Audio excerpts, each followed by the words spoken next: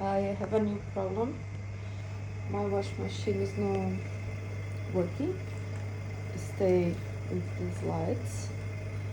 So if I try to change the program and then start, this is the noise that keep doing and doesn't start.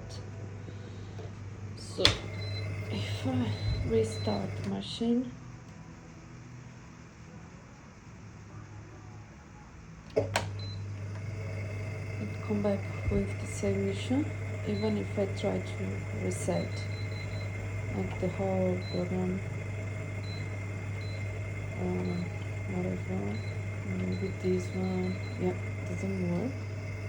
So keeping this way.